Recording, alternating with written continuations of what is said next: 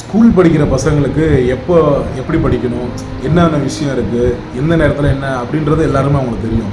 இப்போ காலேஜ் படிக்கிறவங்களுக்கும் அப்போது இந்த சப்ஜெக்ட் இப்படி இருக்கும், இது இப்படி இருக்கும், இந்த இது அப்படி இப்படின்னு எல்லாமே நம்மளுக்கு என்ன தெரியும். அந்தந்த நம்ம இருக்கிற கேட்டகரியில் நம்மளோட விஷயம் என்ன பண்ணணும் நம்மளுக்கு நல்லா தெரியும்.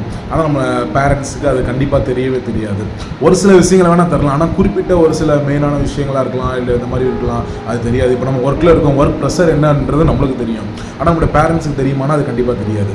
அப்போ இந்த ஒரு காரியம் நம்மளோட வீட்டில் என்ன பண்ணுவோம் எப்போதுமே நடந்துக்கிட்டே இருக்கும். அப்போ இதே போல் தான் இன்றைக்கி நம்ம இயேசுவை பற்றி நம்ம பார்க்க போகிறோம். இயேசு அவரோட 12 வயசில் ஒரு ஃபெஸ்டிவலுக்காக எருசலேமுக்கு போகிறாங்க ஃபேமிலியாக. போயிட்டு ரிட்டர்ன் வரும்பொழுது அவங்களோட ஃபேமிலியில் அவங்க அப்பா அம்மா யோசேப்பும் மரியாதை அவங்க 2 பேரும் போயிட்டாங்க. ஆனால் இவர் ஆளை காணும். என்னடா ஒரு நாள் ஆயிடுச்சு இன்னும் ஆளை காணும்னு பார்த்தா சரி ஏதாவது இருப்பார் வந்துட்டு இருப்பார் அப்படின்னு நினச்சிட்டு விட்டுட்டாங்க. ஆனாலும் திரும்ப போய் தேடி பார்த்து கிடைக்கலன்னு அடுத்த நாள் போகிறாங்க. அப்போ அவர் என்ன பண்ணுறாரு, ப்ரீச் பண்ணுறவங்க மத்தியில் அப்போ போதனை அந்த வார்த்தைகளை தேவனுடைய வார்த்தைகளை பேசுகிற இடத்துல அந்த உட்காந்து அவங்க வார்த்தைகளை கேட்கவும் அவங்கள வினாவும் கேள்வி கேட்கவும் இந்த மாதிரி சம்பவம் நடக்கிறப்போ அவங்க அப்பா அம்மா பார்த்து ஆச்சரியப்படுறாங்க. இது நம்ம எல்லாருக்குமே தெரியும்.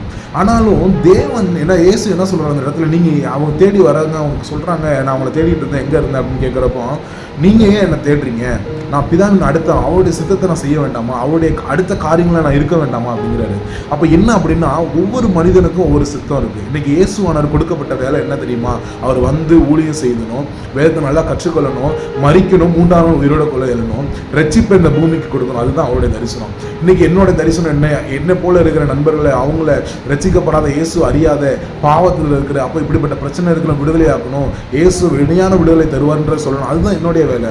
அப்போ ஒவ்வொருத்தருக்கும் ஒவ்வொரு தரிசனம் இருக்குது. அதுக்கு தடை என்ன இருக்கிறாங்க, சில நேரங்கள் நம்மளோட பெற்றோர் இருக்கலாம்.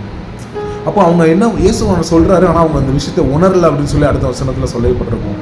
ஆனாலும் அந்த சூழ்நிலையும் அவங்க உணராத போதிலும் இயேசுவனர் என்ன பண்ணுறாரு, அவங்க ஊருக்கு கூப்பிடும் பொழுது அவர் அந்த நாசரத்துக்கு கடந்து போகிறார்.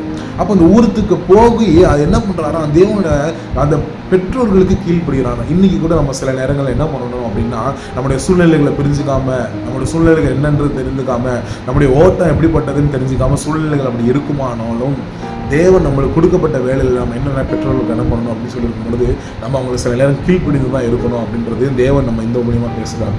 அப்போ எல்லா நேரத்திலும் நம்ம அப்படி இருக்க முடியாது. ஏன்னா தேவன் ஒரு ஊழியத்தை கொடுத்த முழப்பு நம்ம இல்லை நான் திரும்ப வீட்டுக்கு போகிறேன் அப்படின்னு நம்ம போயிட முடியும். அப்போ அந்தந்த நேரத்தில் ஆவியானவர் பேசுவதற்கு நம்ம இடம் கொடுக்கணும். அப்போ தேவனுக்குள்ளே நம்ம நடக்கும்பொழுது அவருடைய சத்தத்தை கேட்டு நடக்கும்பொழுது தான் அவருடைய தரிசனத்தில் நம்மளால் நேர்த்தியாக வர முடியும், அதை நிறைவேற்ற முடியும். அப்போ தேவனத்தில் கேட்போம், அந்த கிருபையை நம்ம பெற்றுக்கொள்வோம். ஆமென்.